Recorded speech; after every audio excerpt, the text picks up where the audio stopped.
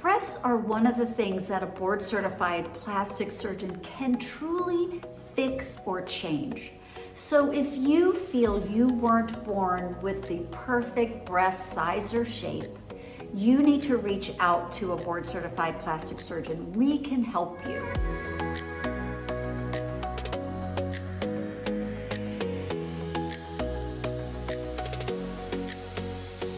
Studying art, math, science, and medicine has taught me that sometimes genetics get in the way of the most beautiful and natural proportions that a woman can have.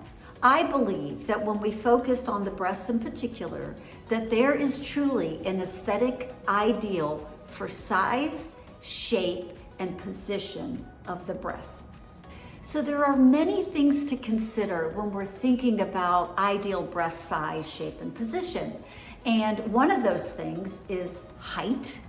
Another one is your frame. How are your shoulders? How is your rib cage, your stature in general?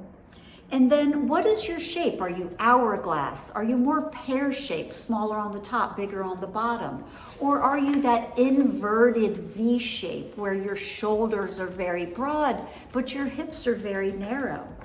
And then what is the breast shape? Is it normal? Is it round? Is it tubular? Is it constricted? Is it abnormal? Is the nipple and areola flat, or is it stretched out and abnormal? And then finally, how is the skin? Is the skin stretched out with stretch marks? Is it loose and wrinkly and hangy? Or is it too tight? That also can be a problem. And then finally, are your breasts symmetric? In other words, is your right breast and your left breast equal in size, shape, and position? So these are things that a board-certified plastic surgeon analyzes before they recommend a procedure for you.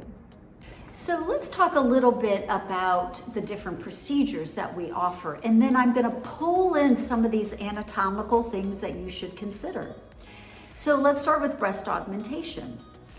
Breast implants obviously can go into the body, and we can talk more about the specifics of incisions and location and types of implant. That's not what this video is about. This video is more about the beauty and aesthetics of what size of breast implant, where to put that implant to get the overall ideal aesthetic look.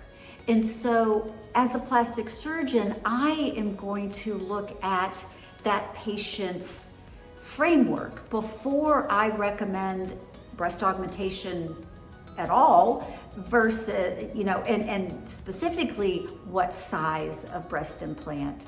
Am I going to put in two same size breast implants, or does she have asymmetry where we need to put one larger implant in on one side and a smaller one in on the other? Are the nipples an ideal position? Is the skin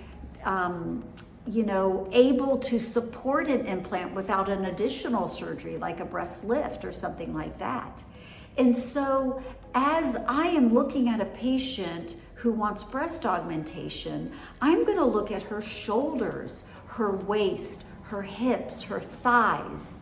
How is she short-waisted, long-waisted? Where is the crease under her breast? The crease under the breast is it's a anatomical structure that's kind of hard to reposition. So that's something that absolutely has to be taken into account, really, for any breast surgery that you may consider having. So if I see a patient that's more pear-shaped, I'm more likely to recommend a size up top with implants to help balance her so that she looks taller and thinner and not heavier or thicker or wider. If I have a patient that's very long-waisted and very maybe broad up top, I'm gonna look at not only size and make sure I don't go too big and give them sort of that football player look, but rather keep those implants in front, give her the volume without increasing the broadness of her upper body. And then finally, I want to make sure that the tissues can support an implant.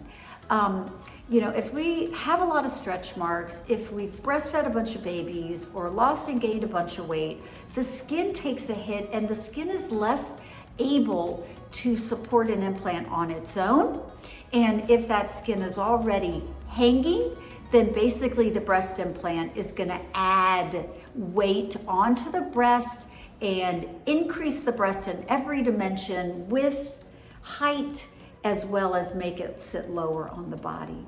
So keep in mind that a breast implant alone basically augments the breast that you have. It does not lift your breast. It does not change the position of your breast, other than if you don't have the tissue to support it, it can bring that breast down. Okay, the next thing I want to talk about is breast reduction, so the opposite of breast augmentation. When we think about breast reduction, again, we're thinking about what is that ideal aesthetic size for that particular patient.